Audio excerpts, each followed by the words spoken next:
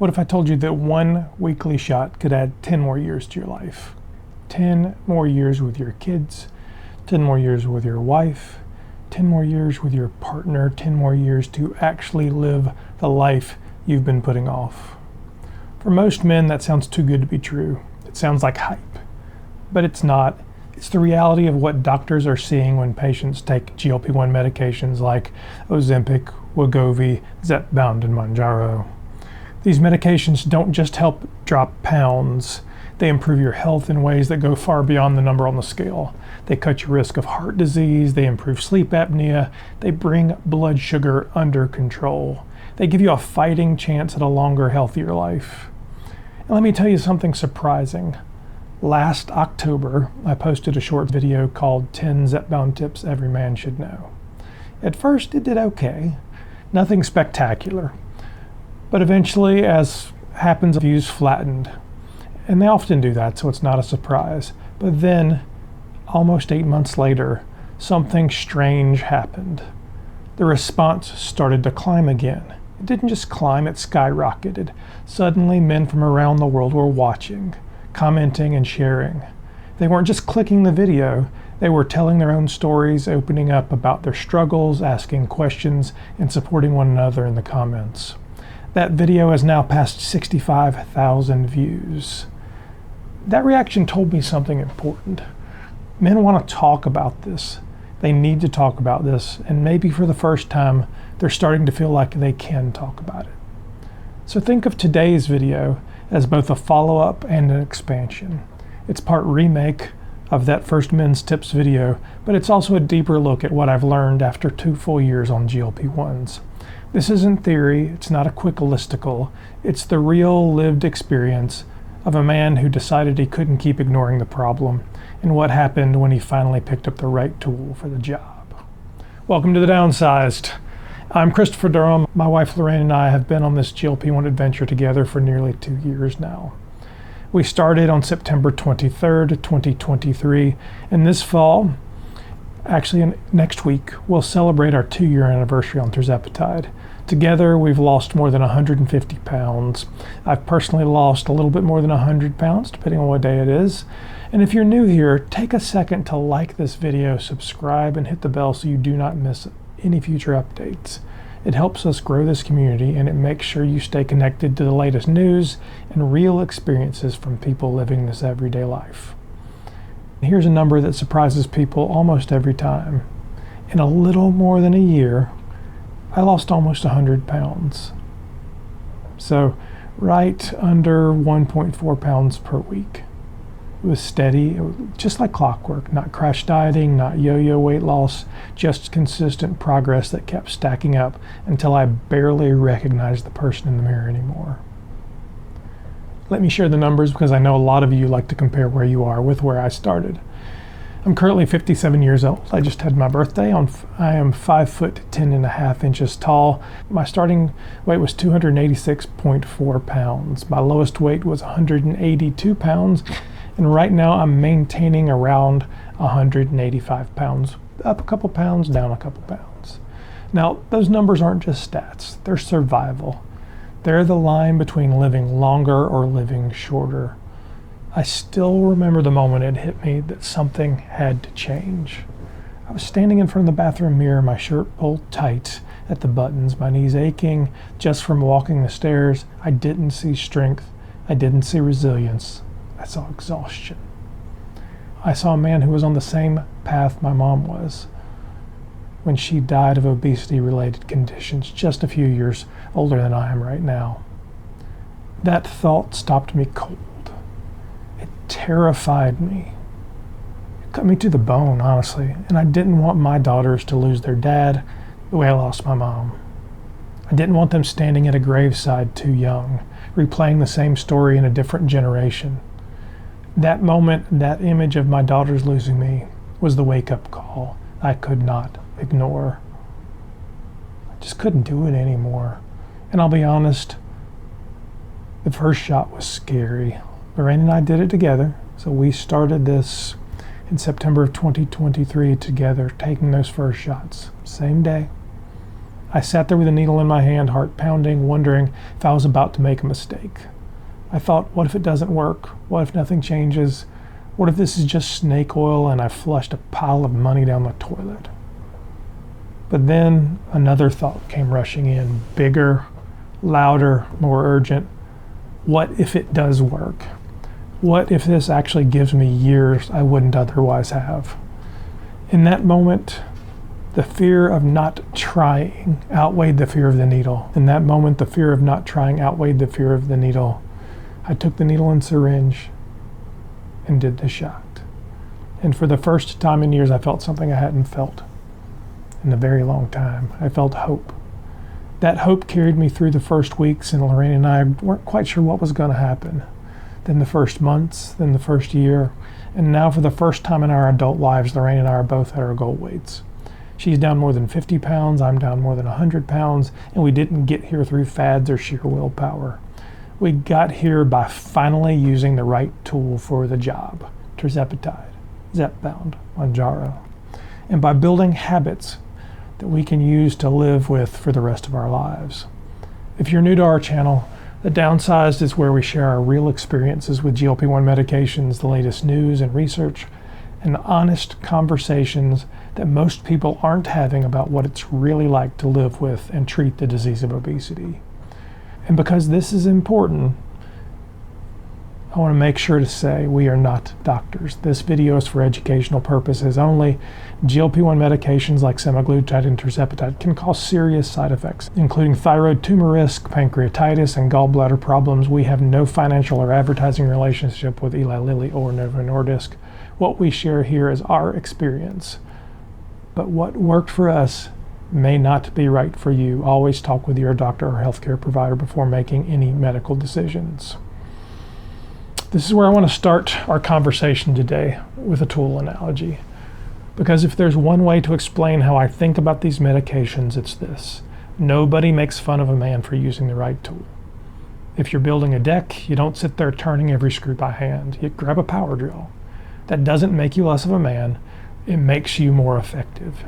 It means you finish the job, you do it right, and you move on to the next project. GLP-1s are no different. They're not cheats. They're not shortcuts. They're the tool you use when the job in front of you is too big, too stubborn, and too important to leave to brute force alone. And let's be real. Men love their tools.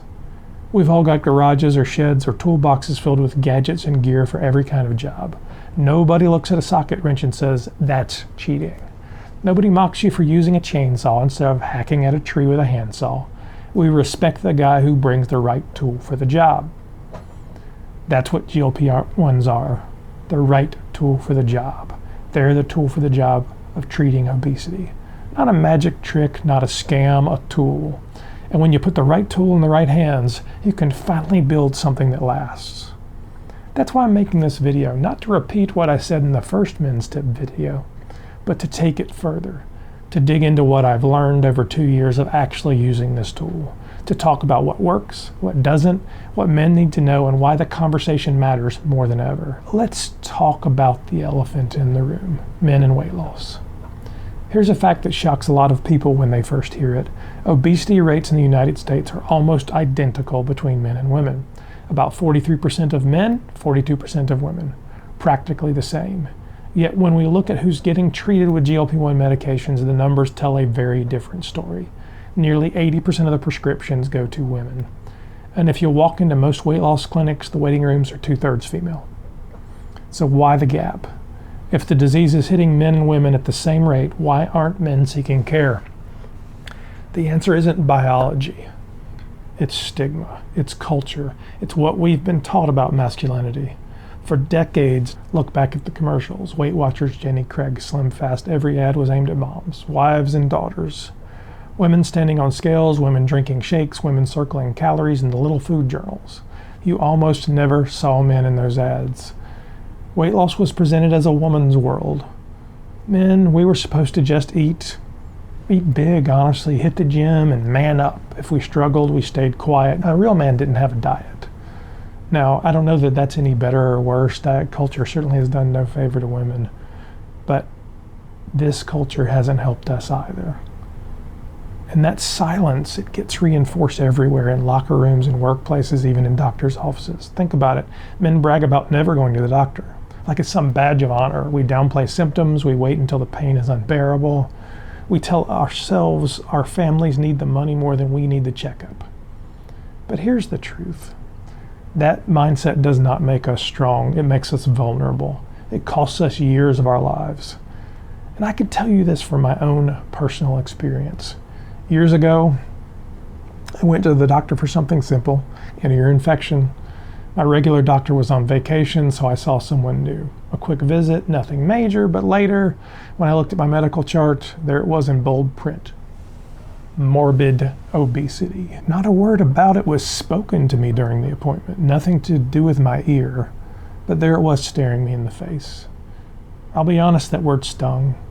It was startling, jarring, humiliating, and yet at the same time it was clarifying. That one phrase made it impossible to keep pretending, impossible to keep pushing it aside. Sometimes the words we don't want to hear are the ones that finally wake us up. And it wasn't just the doctor's office. I've been in corporate boardrooms at one of the largest retailers in America, and I can tell you this, nobody had to say a word about weight. The message was already there. Look around the table. The senior executives were all tall, lean, polished. Not a spare pound on any of them. Nobody had to mention obesity because the unspoken truth was obvious. It was not part of the image of leadership. And when you're a man in that room carrying an extra 100 pounds, you feel it. You carry that stigma on your shoulders, whether anybody says it out loud or not. That's the kind of pressure that keeps men quiet. It convinces us that asking for help makes us weak, that using a medication makes us cheaters, that struggling is something to hide. But let's be real, the statistics do not lie. Men in the United States live on average 6 years less than women. We're more likely to die of heart disease, diabetes, and sleep apnea, all conditions that tie directly to obesity. Obesity itself is one of the strongest drivers of that gap in life expectancy. It's a reality check. Taking care of your health is not vanity, it's not weakness, it's survival. It's how you make sure you're here, strong, capable, and present for the people you love most, and for the people who love you. And this is where the tool analogy comes back in, because here's the truth. Men respect tools. We respect the guy who shows up with the right gear, who fixes the problem instead of ignoring it. Nobody calls him weak. Nobody mocks him for bringing a power drill instead of twisting screws by hand until his wrist aches. They call him smart, prepared, capable. But somehow, when the tool is a medication, we flip the script. We tell ourselves it's cheating. We tell ourselves we should just gut it out. And you know what that's like? It's like watching a guy trying to frame a house with his bare hands. No saw, no hammer, no drill, just fists and frustration. You wouldn't admire that. You'd think, that's insane. He's never going to finish the job. And that's how I see GLP-1s. They're not a shortcut. They're not a cheat code. They're the right tool for the job of treating obesity, and ignoring that tool does not make you strong. It makes the job harder than it has to be. I can tell you, when I finally picked up the tool, everything changed. Not instantly, not overnight, but steadily, week after week. I could see the progress. The tool quieted the food noise. It slowed down my hunger. It gave me the space I needed to start building new habits, to eat better, to have a better life. And over time, those habits turned into a life I can actually live long term. That's the irony of this stigma we carry as men. We think toughness means muscling through without help, but toughness is actually picking up the right tool, using it, and building something that lasts. Toughness is making sure you're around for your kids' graduations, your grandkids' birthdays, your partner's retirement dreams. Toughness is refusing to let a disease steal years from your life. So when I hear people say men don't need weight loss medications, or that real men should just work harder, I shake my head. Because I've seen what not treating obesity does.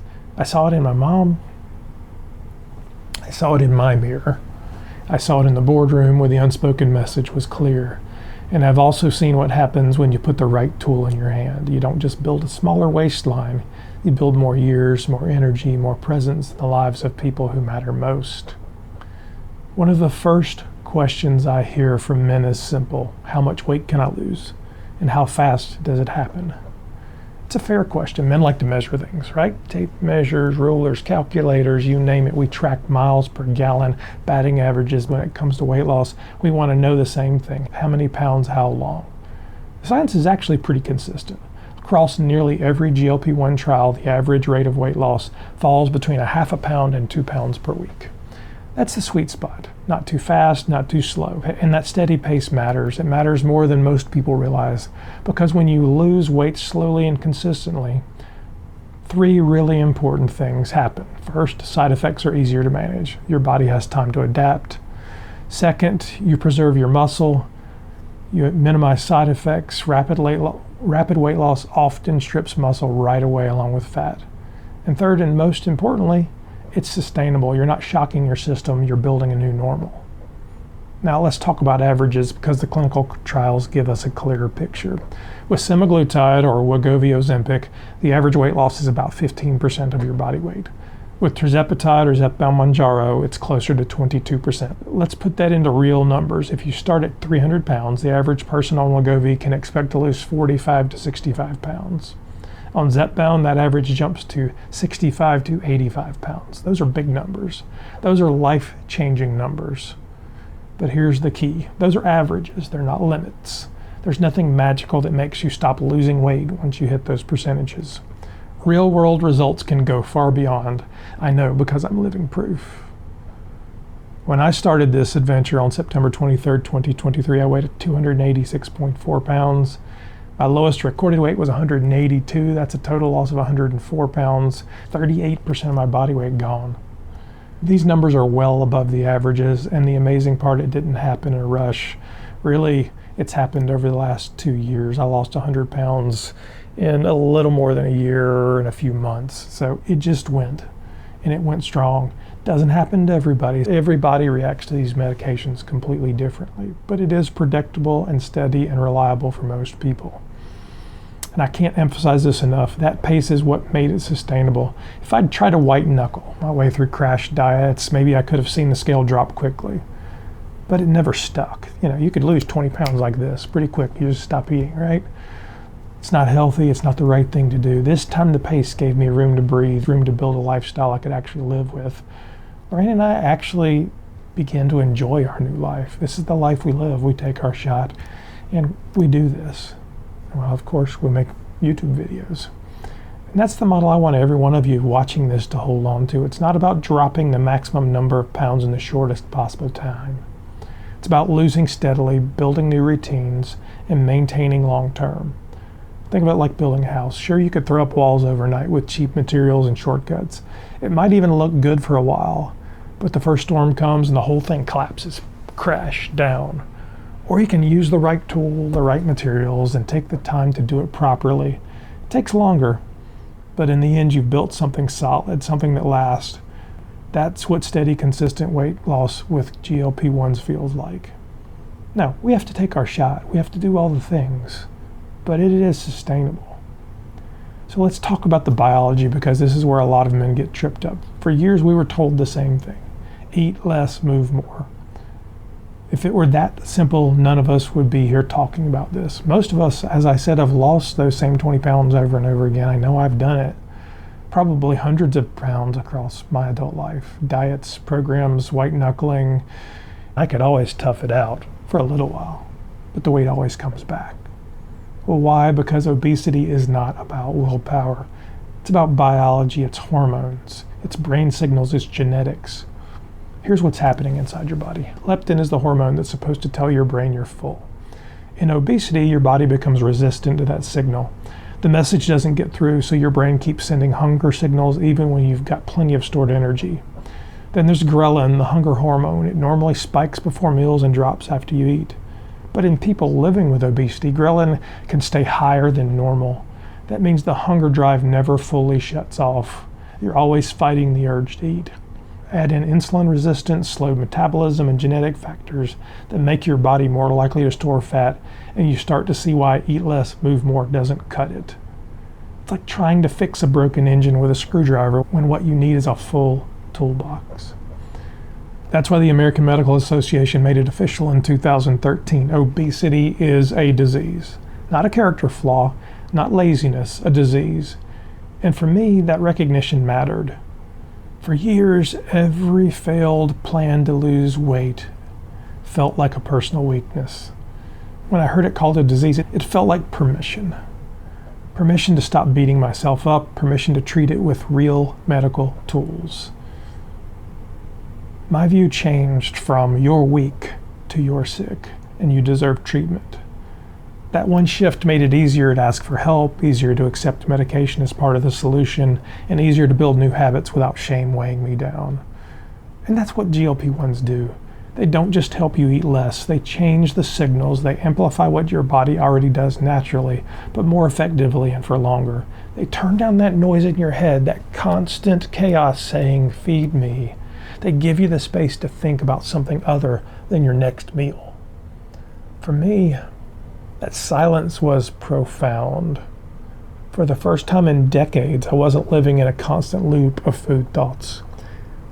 I wasn't calculating what was in the fridge, what was the next recipe I was going to make, who was the next chef I was going to try, or what I'd order at drive-thru. The food noise quieted, and in that quiet, I had the space to make better choices, space to build something new. And that's why I keep coming back to the tool analogy. Because once you understand obesity as a disease and you understand how these medications work, it becomes clear. GLP-1s are tools. They don't do the job for you. A power drill does not build that house by itself. But try building that house without one and you'll see how much harder it is. The same is true here. The tool doesn't replace the effort. It makes the effort finally work. So here's what you can realistically expect if you start this path. In the first few weeks, you may notice the food noise fading, so that constant chaos of "feed me" begins to dull and go away. For some people, it happens the first day. For some people, it takes several doses. It's hard to say when it happens, but it does. The constant hunger softens. You may feel full faster, sometimes after just a few bites. Weight loss often starts gradually, then becomes steady, or honestly, for me, I lost 17 pounds in the first month. Now, not everyone does. Some people may take the first few doses, it may take the first few strengths. One gentleman we've done an interview with, Jamie Salzler, didn't lose any weight for the first 3 months. And now, a year later, he's lost 300 pounds from a high of 650. Remember that half a pound to 2 pounds per week range. That's a normal, healthy, sustainable weight loss. Over the first 6 months, many men see 10 to 15% of their body weight come off. Over the first year, it reaches 20% or more. Plateaus, or what we call stalls, will happen. They're not failure, they're data. Sometimes your body's just adjusting. Sometimes it's a signal to look at sleep, hydration, protein, or activity. With consistency, the plateau usually breaks. And for those of you who watch often, you know I say just take the shot. Just keep moving forward. This is a marathon, it's not a sprint. The goal isn't to shock your system into dropping weight as fast as possible. The goal is to lose it in a way your body can sustain and that you can maintain for the rest of your life.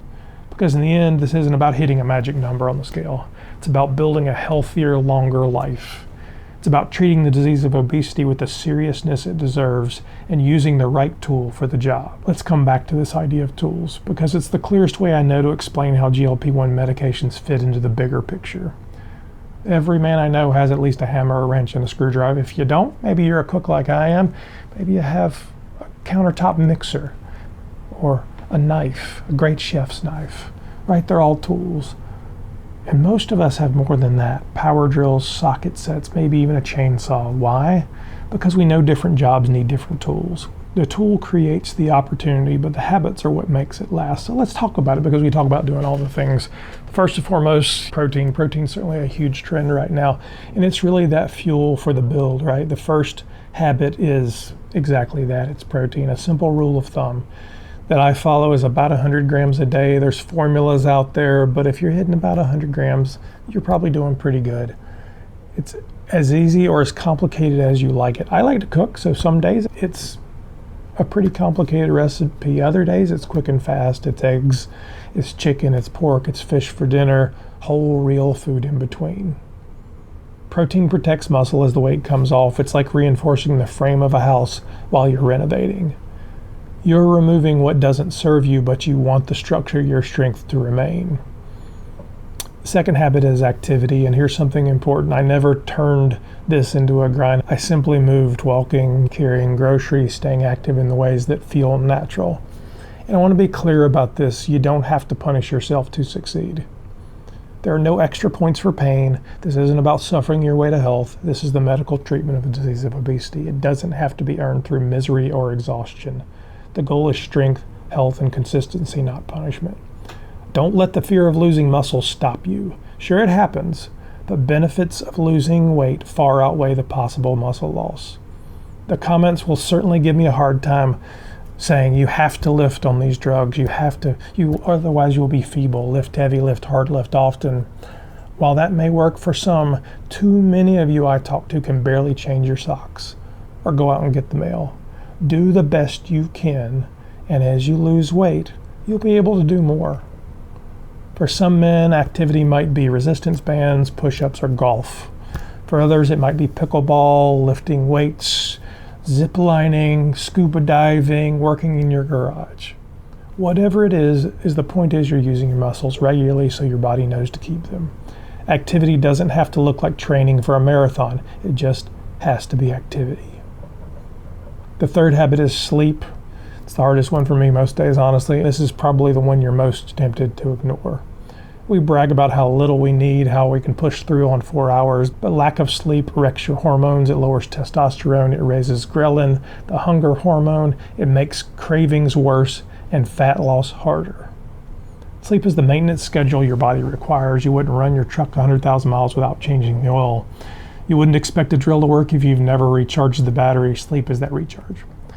7 to 8 hours isn't optional. It's the fuel that keeps the tool working. I know it's hard. Another part of this process is using the tool correctly. These medications are meant to be titrated slowly, and patience matters. Men like to push forward. We think faster is better, but rushing the dose is the fastest way to hit a wall of side effects. Follow your doctor's instructions. And here's the truth. If you're losing weight and feeling okay on a lower dose, that's a win. Stay there. More isn't always better. The goal isn't to max out the tool. It's to use it in the way that keeps you consistent. It's like with your drill. You don't have to always crank it up to the highest setting. Use the right setting for the right job. GLP-1s are no different. The tool plus the habits equals something that lasts.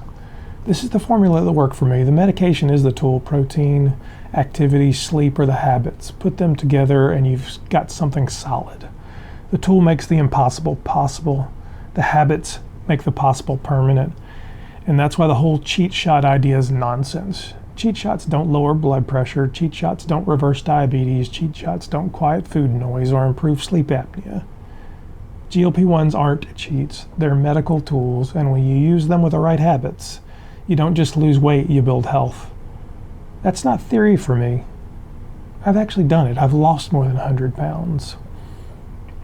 And of course, no tool is perfect. Everyone has quirks. And GLP-1 medications are no different. These are powerful medical treatments, but they come with side effects. They're prescription drugs.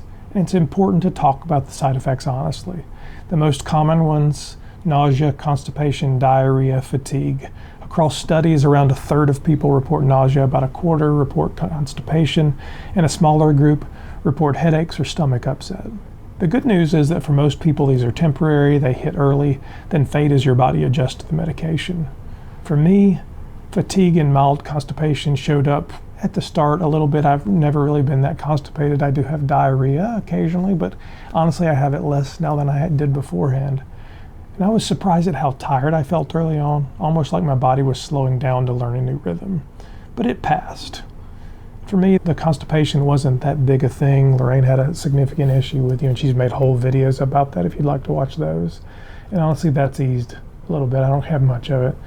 And I never had nausea, though some men I've spoken to certainly have. Everyone's body reacts a little bit differently, but the pattern is the same. The first weeks can be bumpy, and then it smooths out on a dose. The single best advice I can give on this is don't rush the dose.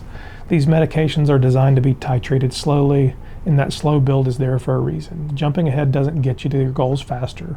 It just multiplies side effects. If you're losing weight and feeling okay at a lower dose, that's success. Stay there. More is not always better. And here's something even more important. Stay close to your doctor. Make sure they know what's going on with your side effects and let them work with you to deal with them proactively. Sometimes it's as simple as adjusting timing, adding hydration, or slowing down the dose escalation. Sometimes it's an over-the-counter remedy. Other times it might mean dietary tweaks, but the key is not to go it alone. Keep your provider in the loop so you can manage side effects before they become obstacles. Yes, there are bigger risks to be aware of, like warnings about pancreatitis, gallbladder problems, or thyroid problems. Your doctor will want to know your personal and family history, but for me and for millions of others, the benefits have far outweighed the risks. This treatment gave me back my health and my energy in my life. Now let's talk about the fun stuff. The NSVs, or the non-scale victories, because those are just as important, maybe more important than the number on the scale. One of the first NSVs for me had nothing to do with the mirror or my pant size. It was snoring. For years, I'd get nudged awake at night because I stopped breathing. I didn't notice it, but my body sure did. Fatigue during the day, brain fog, no energy. A few months into treatment, the snoring eased. I woke up rested. Even better, my wife was much happier. It wasn't vanity, that was life-changing. Another NSV for me was blood pressure. I've been on a medication for years, for decades, honestly. Slowly, visit by visit, the numbers came down. Then one day my doctor, after I had talked to him about it a couple times, I was actually getting dizzy because my medication was a bit too high, said, I don't think you need this prescription, let's cut it in half. And then a few months later, we stopped with it altogether. And then there were clothes. I'll never forget walking into a store, grabbing my usual 42-inch waist jeans and watching them slide off. The clerk handed me a 38, too big, a 36, and finally, for the first time in my adult life, a 32. Standing there in that dressing room, I barely recognized myself. It wasn't just fabric, it was proof that the tool and the habits were working together to build a new body. It's bizarre.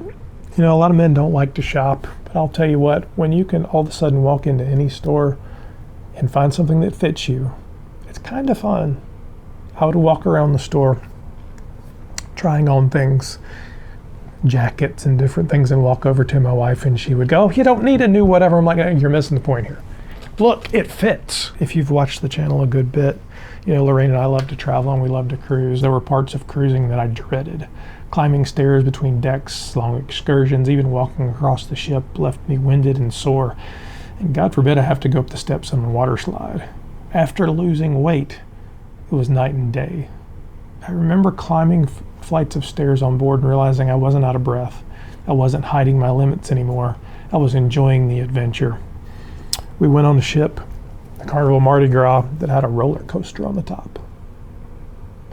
And when you walk up to that roller coaster, there's a big scale that you have to stand on and measure your weight to make sure you do not weigh too much to go on it. Now, it doesn't actually say a number. It's red or a green light. But I assure you 100 pounds ago, I was not going to stand on that scale and have the 100 people in line see whether I got the red or green light. It's terrifying. It's embarrassing. And let's be honest, there are NSVs men don't usually talk about, but they matter. Excess weight lowers testosterone, raises estrogen, and messes with blood flow. But when the weight came off, those things improved. Confidence came back, energy returned, intimacy felt different, better, I'll tell you. And yes, here's the part nobody talks about out loud. When you lose a significant amount of weight, things can look noticeably longer. That fat pad at the base shrinks, which can add a half-inch or more in visible length. I know. Combine that with improved blood flow and higher testosterone, and not only do things look better, they work better. Those changes aren't vanity, they're health, they're quality of life. They're the kind of victories that don't show up on the scale but completely change how you feel as a man. Here's the truth, and I've said it before, you don't have to punish yourself to deserve these wins. There are no extra points for pain. This is not about suffering to prove yourself. Treating obesity with GLP-1s is the medical treatment of a disease. It doesn't have to be earned through misery. It has to be managed with honesty, consistency, and the right tools. The scale shows progress, but NSVs show life. It's tying your shoes without holding your breath. It's sleeping through the night. It's feeling confident in your clothes. It's walking into a cruise excursion ready for the day instead of dreading it. For me, this wasn't about looking different. This was about living different, about living. 100 pounds later, I got off all the blood pressure meds, the cholesterol meds. I sleep through the night. My knees don't ache climbing steps. That's not cheating. That's the power of using the right tool for the job. So let's talk about one of the hardest parts of this whole adventure, cost and access. The science is solid. The results are real. These medications work, but none of that matters if people can't afford them.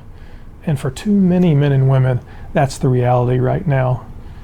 In my case, insurance has never covered a single dose, not one. Every pen, every vial, every shot I paid for out of pocket. And I'll be honest, it's expensive. Painfully expensive at times.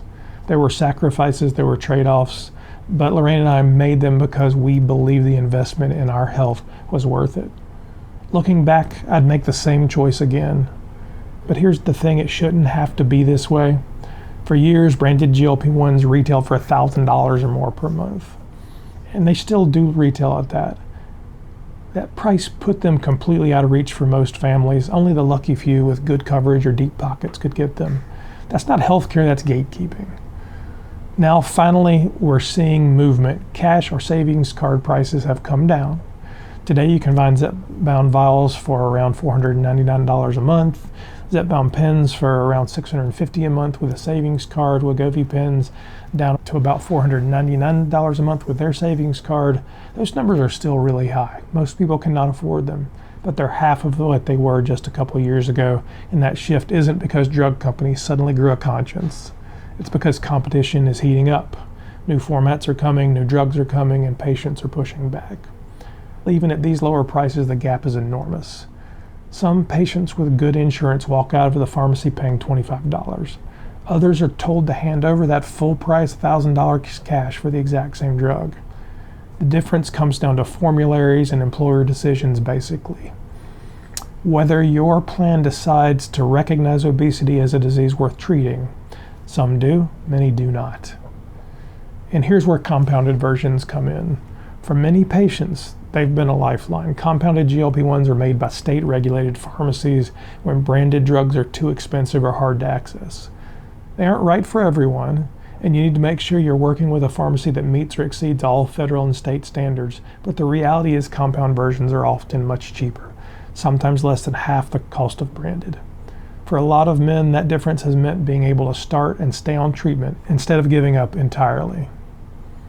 And here's the thing. Cost is one part of accessibility. The other part is, do you have a doctor that will write you the prescription? Well, that starts with you. You've got to go in and talk to your doctor. If that doctor doesn't want to do it for you, then you have to take control of your health care and find another doctor, whether that be another local doctor or a telehealth provider, doesn't matter. But if you can't get the prescription, you can't get the drug, you are denied accessibility. Right? And that's no way to treat your disease. And here's why I want to speak to you directly. A lot of us are wired to put everyone first. Everybody else, right? We'll spend money on our kids, our spouse, the house, the car. But when it comes to our own health, we hesitate. We tell ourselves it's selfish. We push it off. We wait until the pain is unbearable. But the truth is, investing in your health is investing in your family. Because if you're not here, if you're not healthy, they pay the price too. The good news is change is coming. Prices are trending downward. Coverage is slowly expanding. Policymakers are finally paying attention. And with oral GLP-1s and next generation drugs on the way, competition will only grow. 3 to 5 years from now, we'll probably look back at today's prices and shake our heads in disbelief. But until then, here's my encouragement. Don't let sticker shock keep you from having the conversation with your doctor. Explore your options, check your coverage, look into patient access programs, ask about compounded alternatives through safe regulated pharmacies. Even if the timing isn't right, knowing what's available can prepare you for when it is. For me, this has been the most important investment I've ever made. It bought me health, it bought me freedom, it bought me time, and no matter what it cost, that time is priceless. So let's zoom out because we're almost done. This is a long video, I know. This isn't just about me or you or a single prescription. This is about how we as a society think about obesity. For most of my life, obesity was treated like a character flaw. 100 pounds overweight, I was seen as somehow morally inferior. If you were heavy, the assumption was that you were lazy, weak, and undisciplined. The message was simple: eat less, move more. If you failed, well, that was on you. And as men, we were expected to muscle through it, to grit our teeth, rely on willpower, and somehow shrink ourselves into health. And here's the truth that science has made crystal clear. Obesity is a disease, a chronic, relapsing, progressive disease. It's influenced by genetics, hormones, environment, and biology. Yes, lifestyle matters, but it isn't the whole story. For many of us, willpower alone was never going to work. That's why diets fail over and over again. Weekly injections are just the first chapter. Oral GLP-1s are already on the way. Next generation drugs are targeting not just GLP-1, but also GIP amylin and other pathways. Early studies are showing even greater weight loss, better blood sugar control, and fewer side effects. That means more options, more competition, and more affordability in the years ahead. It means patients will have choices, not just one or two drugs at sky-high prices, but a toolbox full of treatments tailored to their needs. And let me tell you, that's not just good for science, it's good for men like us. Because when treatments become more accessible, more men will step forward and admit they need help, and the stigma will start to break. Which brings me to something I want to say directly to you. For too long, we've been silent. We've let obesity be framed as a women's issue. We've stayed in the shadows, ashamed to admit we were struggling, ashamed to admit we needed help. But the truth is, men are hurting. Men are living with obesity, men are dying younger because of it. For my family, my work, and myself, it's about proving that men can talk about obesity, can treat it as the medical condition it is, and can change the narrative for the next generation. Our kids don't have to live like this. The future is here. The tools are here. The only question left is whether we, as men, are ready to step up and use them. This all comes back to one simple idea: tools. The right tool doesn't make you weaker, it makes you more capable, it gets the job done better, faster, and more reliably. That's what GLP-1s are. They're not cheats, they're not shortcuts, they're the right tool for treating the disease of obesity. Nothing about this was weakness. Weakness was ignoring the problem. Weakness was pretending I didn't need help while my body broke down. Strength was admitting I couldn't do it alone. Strength was picking up the tool that could save my life and using it. So here's my challenge to you. Stop suffering in silence. Stop telling yourself you'll figure it out tomorrow. Pick up the right tool, start the work, take control of your health and your future. This isn't about the number on the scale. This is about years. Years with your family, years with your kids, years with your grandkids. This is about walking your daughter down the aisle, meeting your grandchild, and being there for the moments that matter. For me, this has always been about my mom. She died of obesity-related health conditions at an age only a few years older than I am. Now, I didn't want my daughters to live that same story. This was my wake-up call. That was my why. What's yours? Maybe it's your kids, maybe it's your spouse, maybe it's your chance to retire, travel, or just feel alive again. Whatever it is, hold on to it, because that's the fuel that will carry you forward. If you found this video helpful, make sure you like it, subscribe to the channel, and hit the bell so you don't miss future updates. Join us every Wednesday for the Downsized Live, where we answer your questions, share updates, and keep the conversation going. And don't forget to visit our website at thedownsized.org for more resources and tools to help you along the way. My name is Christopher Durham, and we are The Downsized.